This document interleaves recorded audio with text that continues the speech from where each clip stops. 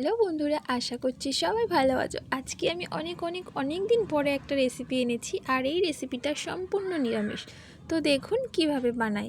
Actually কাজের এত চাপ যে আমি না ভিডিও বানানোর টাইম পাচ্ছি, না ভিডিও ছাড়ার টাইম পাচ্ছি। তো এটা আমার অনেক দিন ধরে করাই ছিল ভিডিওটা, তো ভাবলাম আজকে সানডে আছে, তো আজকে ভিডিওটা এডিট করে ছেড়ে দিই। তো দেখুন বন্ধুরা, আমি প্রথমে পটলগুলোকে খোসা ছাড়িয়ে তার পটলের গায়ে একটু একটু চিড়ে নিয়েছি। তারপরে শুধু লবণ মাখিয়েছি। লবণ মাখিয়ে পটলগুলো আমি ভেজে নেব। তো দেখুন পটলগুলো একটু লাল লাল করে ভেজে নিতে হবে।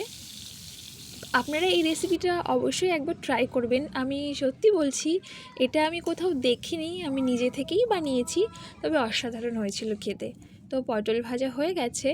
এবার আমি কড়াইতে তেল দিয়ে দিয়েছি, তার মধ্যে ফোড়নে দিলাম কালো জিরে। আপনারা চাইলে নর্মাল যে সাদা জিরে হয় সেটাও দিতে পারেন। তো কালো জিরে দেওয়ার পরে আমি টমেটো আর আদা কুড়িয়ে রেখেছিলাম কুড়ানিতে, সেটা দিয়ে দিলাম। আপনারা চাইলে বেটে নিতে পারেন, তো আমি তাড়াতাড়ি করার জন্য এটা কুড়িয়ে দিয়েছি। তারপরে আমি দিয়ে দিলাম লঙ্কা গুঁড়ো, হলুদ গুঁড়ো আর কয়েকটা কাঁচা লঙ্কা। সব কিছু দিয়ে ভালো করে আমি কষিয়ে নেব। আর এর সাথে সাথে আমি দিয়ে দিলাম একটু ম্যাগি মশলা।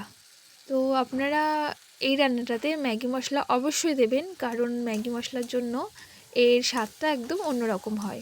তো এবার সব দেওয়া হয়ে গেছে, আমি এবার মশলাটা ভালোভাবে কষিয়ে নেব।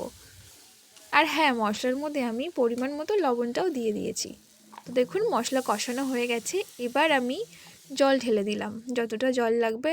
একটু জল না একটু জল কমই দিতে হবে, কারণ এরপর আরেকটা জিনিস অ্যাড হবে, তো সেই জন্য একটু জলটা আমি কম দিলাম। তো জল ফুটতে শুরু করেছে। এবার আমি দিয়ে দিচ্ছি কাঁচা দুধ। তো আপনারা চাইলে কাঁচা দুধ বা জাল দেওয়া দুধ যা খুশি দিতে পারেন, তো আমি কাঁচা দুধ দিয়ে দিলাম।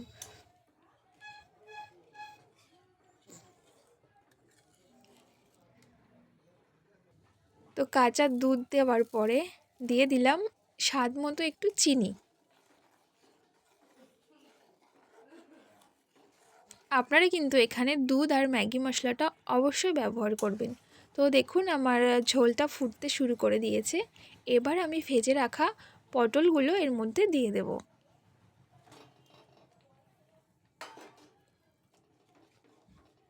পটলগুলো দিয়ে আমি একটু ঢেকে দেব, তাহলে তাড়াতাড়ি রান্নাটা আমার হয়ে যাবে।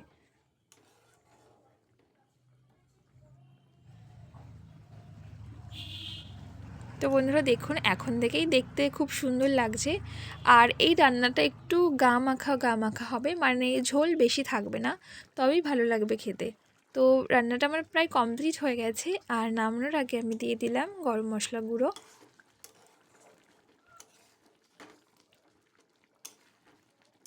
বন্ধুরা দেখুন দেখতে কত সুন্দর লাগছে। তো দেখতে যেমনই লাগে, এই রান্নাটা খেতেও ঠিক খুব ভালো হয়। আর আমি যাদেরকে রান্না করে খাইয়েছি তারা সবাই বলেছে খুব ভালো হয়েছে। তো দেখুন ফাইনালি আমার পটলের এই রেসিপিটা একদম রেডি হয়ে গেছে। তো আপনারা অবশ্যই একবার ট্রাই করবেন আর কমেন্টে জানাবেন কেমন হয়েছে। আর যদি রেসিপিটা ভালো লাগে তাহলে লাইক করবেন।